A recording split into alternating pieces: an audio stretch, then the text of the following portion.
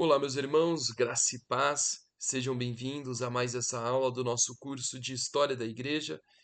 E para você que está nos acompanhando aqui pela primeira vez, nós temos aí mais de 100 aulas à disposição para que os irmãos possam assistir, possam participar, comentar. Na medida do possível, estarei respondendo todos. E estamos na reta final do nosso curso, né? Já alcançamos aí assuntos que são bastante atuais e hoje não será diferente. Falaremos sobre o Pacto de Lausanne. E antes de entrarmos aí no Pacto de Lausanne em si, que foi um congresso voltado para evangelização e missão, é necessário a gente entender o contexto ali da época, uns antecedentes. E para isso a gente precisa retroceder, né, para algumas discussões que estavam acontecendo alguns anos atrás, em relação aos modernistas e os conservadores e fundamentalistas, né, por assim dizer, que foi muito importante para formar o cenário que nós vamos ver ali em Lausanne. Bom, essa grande briga, né, entre liberais, modernistas e conservadores ali mais fundamentalistas, ela tem como maior exemplo o seminário de Princeton, né, onde a antiga Princeton ali com Machen, B.B. Orfield, defendiam ali doutrinas que eram fundamentais e ali junto com o conselho de com a Assembleia Geral de Igrejas Presbiterianas nos Estados Unidos, alguns professores ali do seminário de Princeton, né, eles redigiram, né, uma coleção de livros chamado Fundamentos, onde eles vão trazer ali 5 doutrinas que eram doutrinas inegociáveis, principais, e dentre elas, né, tinha inerrância das escrituras, a questão da intervenção divina, né, a ação de Deus ali nos milagres bíblicos e também nos milagres hoje, na intervenção de Deus hoje. Então, eram pontos que para eles eram inegociáveis. E eles estavam se opondo aos modernistas, que tinham uma preocupação não apenas com a doutrina em si, mas com a continuidade do cristianismo em face dos descobrimentos ali científicos da época, os pensamentos científicos da época, principalmente a questão do evolucionismo, né, com Darwin. Tudo isso vinha minando o cristianismo e as igrejas enfraquecendo. E por conta disso, eles tentaram trazer ali o cristianismo para esse debate de forma mais palatável, mais agradável, negando a suficiência das escrituras, negando até mesmo a intervenção divina com ações milagrosas, tanto nas escrituras como hoje. Então, esse movimento ele vem forte ali na Alemanha e ele chega ali também nos Estados Unidos, já com os modernistas. E essa não preocupação com a doutrina, né, fez com que eles focassem numa transformação que fosse mais social. Então a questão do evangelho social vai ser muito forte. E o seminário de Princeton ele vai sofrer, né, essa influência, principalmente depois da morte de B.B. Warfield. Ali vai ter o Machen escrevendo o livro Cristianismo e Liberalismo, onde ele vai combater isso, porém ele vai ser vencido, né? E curiosamente, né, muitos conservadores vão abrir as portas do seminário de Princeton para que professores é, nessa linha mais modernistas possam ter acesso, dar palestras, primeiramente como professores visitantes e depois com o tempo como professores ali permanentes, ocupando cadeiras ali no seminário, né? Então, o seminário de Princeton ele vai passar por essas mudanças. Isso vai influenciar bastante, né? O, outros lugares, como também aqui no Brasil, né? Essa questão de Princeton, ela vai influenciar no Brasil, porque a IPB sempre viu Princeton como um exemplo, né, ali de doutrina e muitos pastores da IPB iam para Princeton estudar, e quando ela tem essa mudança, essa virada, os pastores que vão nessa época e voltam, eles voltam com essas ideias mais modernistas e liberais. E o próprio Richard Shaw, né, o grande nome do liberalismo aqui no Brasil, alguns chamam ele até de o avô do liberalismo, né, já que o Rubem Alves é chamado de pai, porque foi ele que influenciou o Rubem Alves. Ele estuda em Princeton, então tudo aquilo que ele traz para cá, ele traz por influência de Princeton, mas não da velha Princeton, mas da nova Princeton ali com uma influência modernista. E como eu falei, né, até mesmo professores conservadores ali contribuíram para que Princeton recebesse essa influência, como Charles Ederman, que foi um dos escritores dos livros Os Fundamentos, né, que deu origem ao termo fundamentalista. E apesar dele ser conservador, apesar dele ser parte do movimento fundamentalista, ele foi ali uma das principais lideranças no seminário de Princeton que apoiou, né, essa vinda dos modernistas para dar aula ali em Princeton. E ele entendia que nós deveríamos ser unidos pelo amor e pela missão, né, que a diferença doutrinária não deveria ser motivo para separação. Ele quis buscar ali uma unidade dentro da instituição. E isso, obviamente, não deu certo. O seminário rachou, a denominação rachou, tanto que a PSIUSEI, né, ela se separou, veio a PCA, depois a PCA veio a PCO, a Presbiteriana Ortodoxa. Então, vários rachas, né, consecutivamente.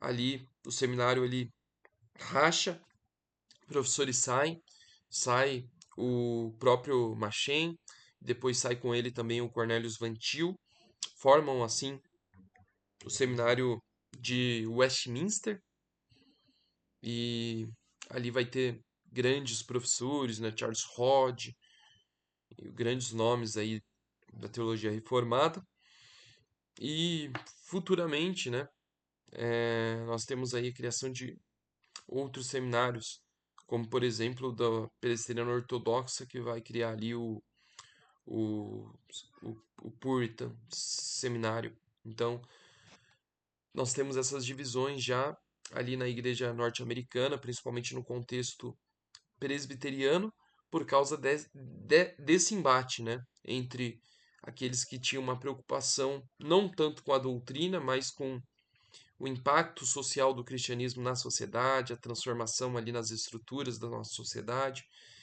e aqueles que tinham uma preocupação mais com a doutrina, com a pregação do evangelho, a salvação da alma. Então, houve essa divisão, e é nesse contexto que Lausanne vem como uma terceira via que busca manter tanto essa questão da preocupação com a doutrina certa, com a doutrina correta, extremamente conservador, como também uma preocupação social, uma questão de consciência social mesmo. Então, o Pacto de Lausanne, ele vai vir como uma terceira via que busca apaziguar aí as coisas que estavam bem divididas, né? Então, o contexto, né, de Lausanne é isso, né? No início ali dos anos 70, ainda existiam esses dois grandes blocos ali dividindo, né, o protestantismo. E o Conselho Mundial de Igrejas, né, o CMI, que nós mencionamos em aulas anteriores, era uma grande ala, né, desses modernistas que nesse período já eram chamados de ecumenistas. Então, essa questão do ecumenismo, essa questão das questões sociais, eram vistas pelos conservadores, né, como um abandono da autoridade da palavra de Deus como escrituras infalíveis ali. Então, eles viam isso como apenas um herdeiro ali do modernismo lá do passado, que dividiu Princeton, que dividiu denominações presbiterianas. E Lausanne ele vai vir nesse contexto, mas focado numa mensagem ali evangelística, uma mensagem de missão que não seja focada apenas na salvação individual, mas também se preocupe com o sofrimento humano, principalmente ali num contexto aqui latino-americano, né, que a gente tem diversos países que passou por esse processo de ditadura e deixou muitas marcas, né? Então, o Billy Graham, ele percebendo que o evangelismo ele estava perdendo a sua relevância nos dias de hoje, nos dias daquela época, né, no caso, ele buscou convocar esse congresso para tentar mudar as coisas, para tentar fazer com que a igreja se despertasse, né, para essa questão das missões. E ele muito influenciado por aquilo que nós falamos em aulas anteriores também, por aquela visão escatológica de que se o evangelho alcançar a todos, todos ouvirem o evangelho, então virá o fim, Jesus voltará. Então, toda uma expectativa escatológica também em torno disso. E essa influência escatológica impulsionou, né, ainda mais as motivações ali por detrás desse congresso. E ali no ano de 1974, entre 16 e 25 de junho, cerca de 2.700 delegados ali, representantes de diversas denominações diferentes, de mais de 150 países diferentes, reuniram-se em Lausanne, na Suíça, e o lema deles era que a terra ouvisse a sua voz, ou seja, que a terra ouvisse a voz do Senhor, a voz do Evangelho. E embora Billy Graham seja grande figura, né, do Congresso de Lausanne, podemos dizer que ele foi o patrono, né? Por detrás, né, ali a questão do rigor teológico, né, as definições ali, os artigos que foram escritos, nós temos uma grande mente, né, um grande cérebro, que foi um anglicano, um pastor chamado John Stott, outro grande gigante, né, da tradição reformada. Stott ele era não apenas um erudito que acreditava na Bíblia como palavra de Deus, mas ele também entendia que essa mesma Bíblia, essa mesma palavra de Deus, exigia tanto uma resposta para o pecado quanto uma resposta para as injustiças que nós víamos no mundo. Então, essa questão da ação social, essa questão de um evangelho que trate não apenas da alma, né, mas também da totalidade ali do ser, né, do corpo, buscando ver todas as necessidades das pessoas, era algo que estava ali enraizado no coração do John Stott, né? E para ele, né, um discípulo de Jesus, né, alguém pegando agora um gancho aí com o livro dele, né, discípulo radical, né? Para ele, discípulo é aquele que tem raízes profundas, né? E essas raízes profundas incluíam não apenas uma preocupação com a salvação da alma das pessoas, mas também com uma questão aí de consciência social cristã. Isso é algo muito forte em John Stott, tanto que ele é um dos grandes nomes aí também do movimento de missão integral, que vai ser muito forte aqui na América Latina, né? Um movimento mais voltado aqui pro ambiente latino, por causa daquilo que eu falei, né? As, as histórias de diversos países aqui latinos sucessivas é, tentativas ali de ditaduras ou até países que conseguiram implementar ditaduras e tudo isso marcou bastante, inclusive contribuindo com a desigualdade. E a missão integral ela busca se preocupar com isso. E esse movimento, né, crucial para a história da igreja, né, o movimento de missão integral, ele esperava que o congresso ali não fosse apenas uma questão de estratégia e marketing para missões, mas que as vozes aqui do terceiro mundo fossem também ouvidas. Então eles tomam um microfone ali em Lausanne e eles falam principalmente ali através do René Padilha, uma liderança muito forte aqui na América Latina, em especial ali no Equador, e também ali no Peru, né, o Samuel Escobar, que também foi uma grande liderança da missão integral aqui na América Latina. e eles criticaram, né, veementemente aquilo que eles chamaram de o evangelho americano, aquele evangelho que os missionários trouxeram aqui para o contexto latino, né? Até porque foram eles que evangelizaram os latinos, basicamente. E eles criticaram, né, esse evangelho porque diziam que ele era um produto de exportação cultural que ignorava, né, as questões sociais, a questão do pobre, a questão da viúva. Eles diziam que uma igreja que não se importava com justiça social não estava pregando o evangelho de Jesus, mas sim um evangelho ali que fosse cultural, o que eles chamaram de evangelho americano. E fizeram uma grande pressão no Congresso de Lausanne e eles deixaram claro, né, ali que se o documento final não incluísse, né, alguma nota de arrependimento por parte ali dos evangélicos americanos por causa da sua omissão social, eles não assinariam em hipótese alguma o pacto. Então, essa pressão ela surtiu efeito e ali temos a grande figura, né, que é associada aí à missão integral justamente por causa desse episódio, que é o John Stott, que na verdade é aquele que vai reconciliar aqueles que se preocupavam mais com questões doutrinárias com aqueles que se preocupavam também com questões sociais. Então, aquele que vai reconciliar essa briga entre conservador liberal, entre modernistas e fundamentalistas, é John Stott. E ali em Lausanne, através do pacto, onde foi estruturado ali 15 artigos, John Stott ele vai fazer as pazes entre esses dois grandes blocos que dividiam o cristianismo. Então, ele vai equilibrar as demandas, né, tanto daqueles que tinham uma preocupação com a doutrina, quanto daqueles que tinham uma preocupação com as questões sociais. O artigo 4, né, desses 15 artigos, o quarto artigo, ele falava sobre a natureza da evangelização. Nesse artigo, ele vai reafirmar a autoridade da Bíblia como palavra de Deus, como sendo ali perfeita, não tendo nenhum erro, nenhuma falha. Então, ele vai defender aquilo que é uma herança da velha Princeton, né?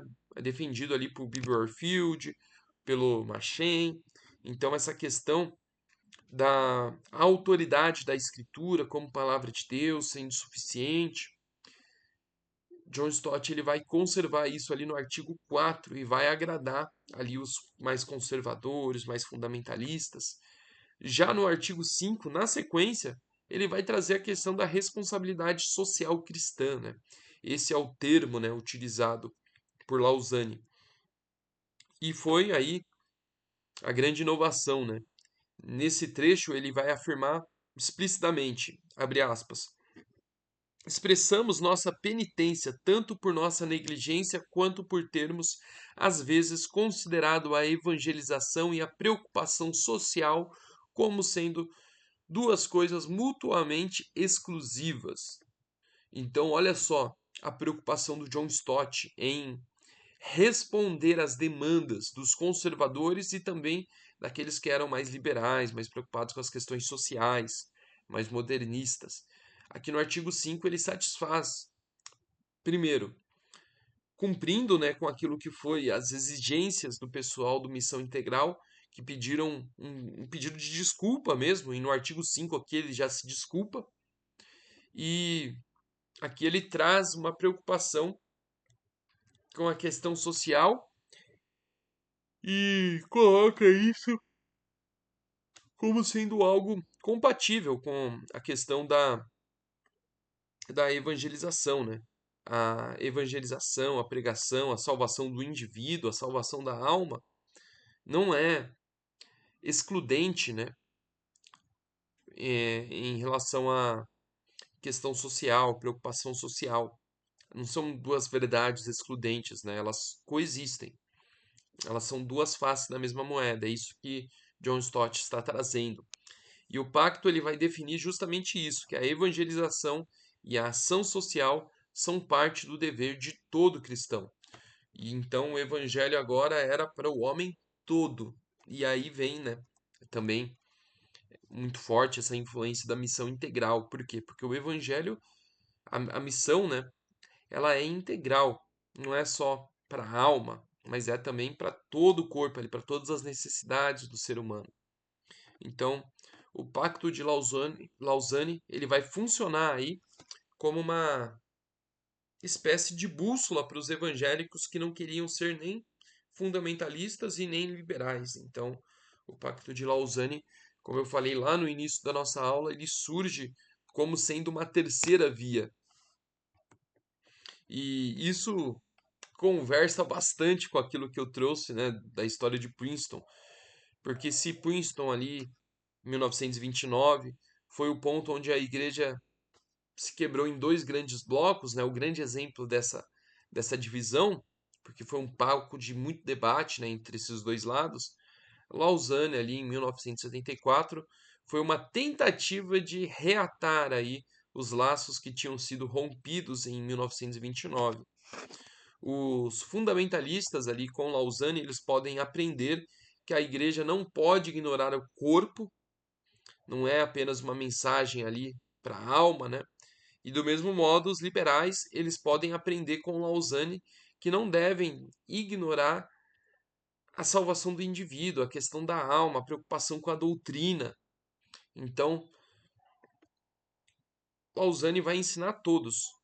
E o famoso TMI, né, a missão integral, nasceu como um estilo de vida cristã, né, para aqueles que acreditam que essas duas coisas nunca deveriam ter sido separadas. Então, o TMI, ele é profundamente influenciado pelo movimento ali de Lausanne, o Pacto de Lausanne, pelo John Stott.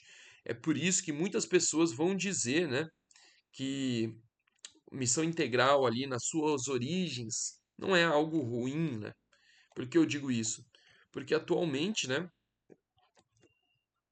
um- muito ali do movimento missão integral acaba sendo um herdeiro espiritual daquilo que eram os modernistas no passado, né? Uma preocupação mínima ali com a questão doutrinária, para não dizer nenhuma, e a questão mais da transformação social, o evangelho mais como uma transformação para a sociedade e não para a salvação de almas, né? Essa questão da salvação individual acaba sendo ignorada. Então, o, o movimento Missão Integral, né? Ele tem atualmente, né, essas nuances. Então, a gente tem que ter essas ressalvas quando vamos falar a respeito desses dois movimentos. Mas existem diferenças, né, entre Lausanne e Missão Integral. Eu não quero deixar aqui a ideia de que são a mesma coisa.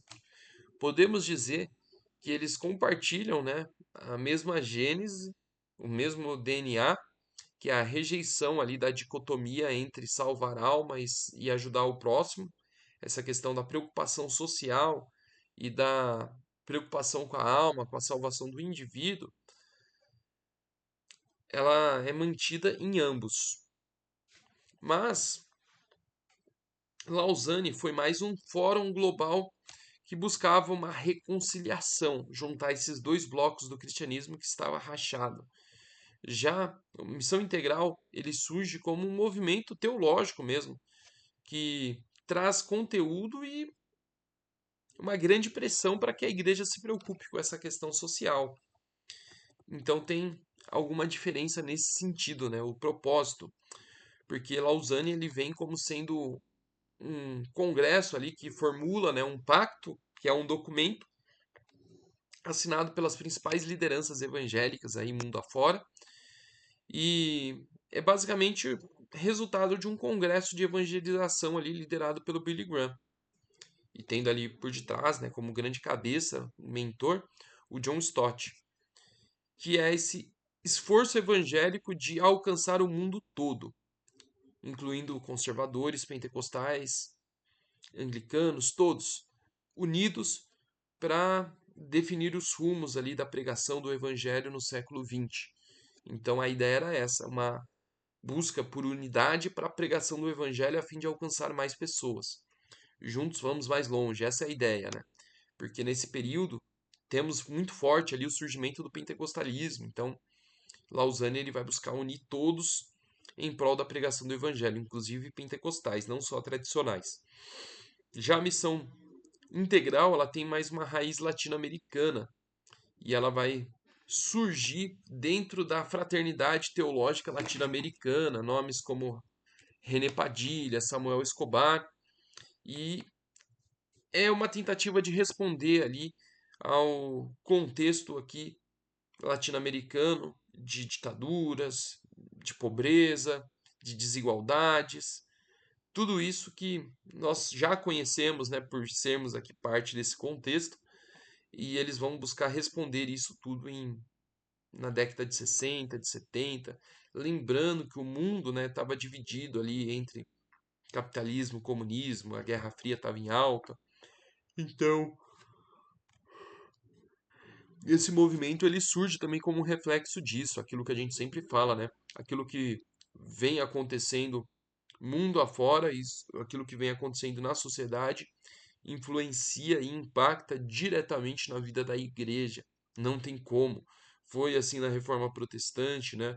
O movimento ali renascentista, retorno às fontes, ad fontes, influenciou diretamente nos reformadores, né? Para eles voltarem para o cristianismo mais primitivo. Então, aqui não é diferente. Essa questão do mundo dividido em dois grandes blocos faz com que a igreja também se divida em dois grandes blocos.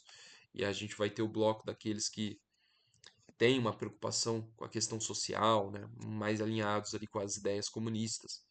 Então isso tudo é visto, né, pelos conservadores, né, como um movimento modernista e liberal. E realmente, né, quando isso passa do ponto, né, e deixa de ser uma preocupação cristã com as questões sociais e passa a ser um movimento político, isso dá problema. Isso dá problema. Aqui na Igreja Presbiteriana do Brasil, nós tivemos, né, um grande exemplo disso quando nós olhamos ali para o Richard Shaw, que vem para Campinas, dá aula no Seminário Presbiteriano do Sul, até ele ser expulso pelo reverendo Júlio Andrade Ferreira, o antigo historiador, né, da nossa igreja, historiador oficial. O saudoso reverendo Júlio Andrade Ferreira, ele vai combater veementemente, né, essa questão do evangelho social, né, e ele vai expulsar o Richard Shaw do seminário, a sua influência, né, até pela questão também da inerrância das escrituras, ele tinha algumas ideias ali mais liberais. Isso fez com que acontecesse, né, esse episódio. Mas ele não para de influenciar, ele continua influenciando e o Richard Shaw, ele vai ser professor no no seminário lá do Espírito Santo. E esse seminário do Espírito Santo, ele vai ser um reduto desse movimento mais liberal. O primeiro reitor, né, desse seminário foi o Joaquim Beato. Ele era chamado de Seminário do Centenário. E ele foi um grande erudito, né, do Antigo Testamento, tinha uma formação muito boa, né, era doutor, e ele era muito próximo do Richard Shaw. Então, quando abre esse seminário, sob essa liderança dele, ele traz o Richard Shaw como um dos primeiros professores para dar aula ali. E então, com essa influência do Richard Shaw ali, o seminário acaba se tornando um grande centro para a União Cristã de Estudantes do Brasil, que era basicamente um movimento parecido com esses que nós temos hoje em universidades, né, esses movimentos cristãos. Nossa, fugiu o nome agora do movimento, tem até livros da editora deles aqui na biblioteca, mas, mas fugiu agora o nome. Mas a gente tem ligas estudantis, vários movimentos cristãos aí voltados para o ambiente acadêmico, para jovens que estão nessa fase acadêmica. E ali, nesse seminário do centenário, né, ele vai virar um grande reduto aí, um centro para essa União Cristã de Estudantes do Brasil, o que vai influenciar até mesmo na Mocidade Presbiteriana da IPB, que tem ali uma grande influência do Richard Shaw, né? Ele era uma das grandes lideranças ali da igreja nesse sentido, principalmente dos jovens da nossa igreja.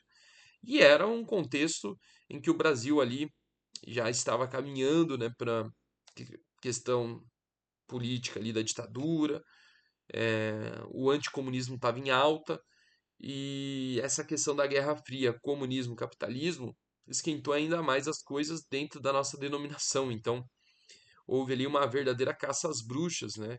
E começou ali o expurgo desses liberais da denominação. E o seminário ele foi descontinuado, ele foi fechado e trouxe muito, muitos problemas, né? E isso aconteceu ali a partir de 1963, pouco antes ali da questão da ditadura militar. A Assembleia Geral da IPB interveio no seminário e fechou o seminário. E o Joaquim Beato, Richard Shaw e muitos outros professores foram afastados. O Shaw voltou para os Estados Unidos, foi concluir seus estudos lá, mas na verdade ele tinha sido expulso da IPB. E após o fechamento do seminário, né, essa repressão interna da IPB, que é narrado muito bem pelo Joás Dias de Araújo em Inquisição Sem Fogueira, Joaquim Beato não abandona a teologia.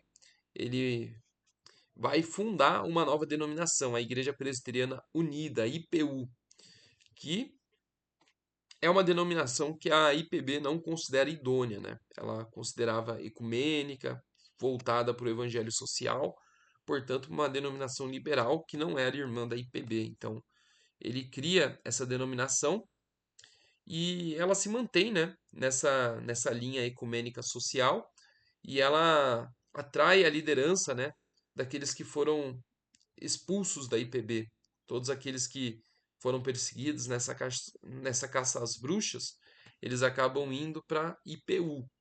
E a IPU ela não se sustenta por muito tempo, ela acaba fechando e essa denominação acaba com seus membros ali, os seus líderes, voltando para dentro da IPB, alguns para a IPI.